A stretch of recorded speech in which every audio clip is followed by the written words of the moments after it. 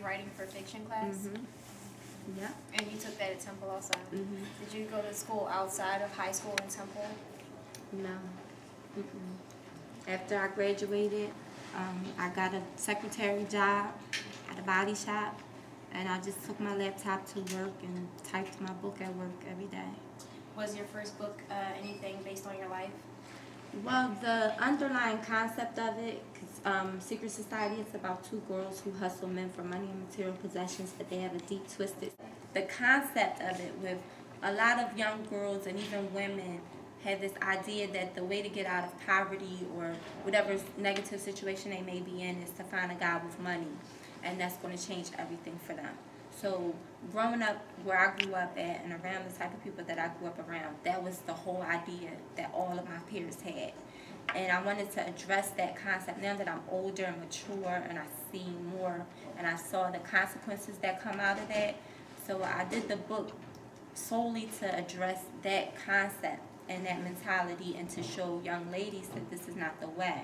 You know, that this is what happens when you try to pursue monetary goals in that way. So that part, but the twist, which I won't give away, and once you read it, you'll understand why I stress that the twist is not to do with me at all. Who's your target audience? Well, when I'm writing, usually I don't have any audience in mind. I'm just coming from the heart. But once the book is done, then I can sit back and say, okay, this is meant for this group.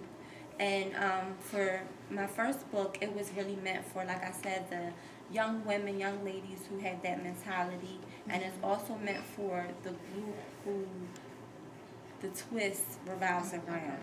And my second book, Diary of a Mistress, was geared towards married couples and also women who, or not only women, but men who try to come in between happily married couples. And then my latest book, Mommy's Angel, is really the most personal book. It's more based on my life than any of my books, and it really hit home with a lot of people because it deals with addiction in a family. So that one is geared towards the masses because addiction is a universal subject. So everybody, I think, is affected by it in one way or another. So where did you grow up? I grew up in West Philly, between 62nd and 63rd, Master and Media on Hurst Street. Yeah. How long does it take you to write one book? It took 3 months for my first book, 7 for my second, and about 7 for my third. So far it's been under a year. And I have 2 books coming out next year, which they were even shorter because I had deadlines, so I didn't have a choice. So you mentioned that you gained a 2-book deal, so you guys redid your contract after your second book with the same company? I'm still with Simon & Schuster. Yeah. What are some important things to look for when you have an idea in mind, or if you have a composition, and what's your next step if a person feels like they've written enough and would like for someone to see it? Well, the next step would be researching publishers or agents who represent that type of book and sending it out, getting it out to as many people as possible, and just waiting for the response, because you never know who's going to read your material, and if you believe in it, someone will believe in it, you know what I mean? And even still, a lot of writers are self-publishing now, which is becoming a really, really big industry. And they're making a lot of money doing it too. So it's not like, before it was, if you had to self-publish, you had to worry about not being able to come up with the resources. It's such a big industry that the resources are there, the people to help you are there, the market is there.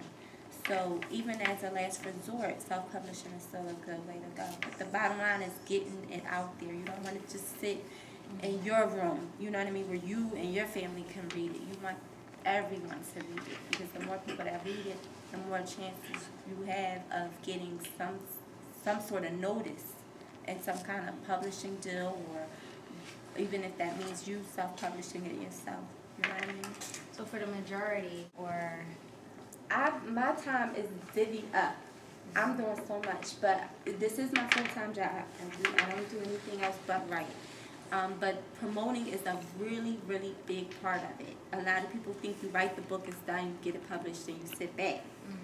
You definitely have to put yourself out there. You have to go to the events, any literary events. You have to have postcards, and you have to have T-shirts and stuff on your car, and everything that you can do to keep your name and your face and your book seen and heard, so that people they won't forget you. You know what I mean? Because the book has to sell after it's written, so you have to promote it. So a lot of my time is spent, checking emails and getting back to people, and MySpace and my website, and then just promoting any events that I have coming up, going to places.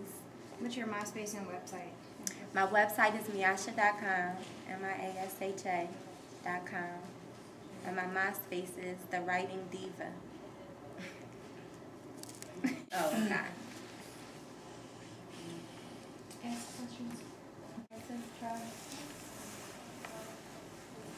This is all a group.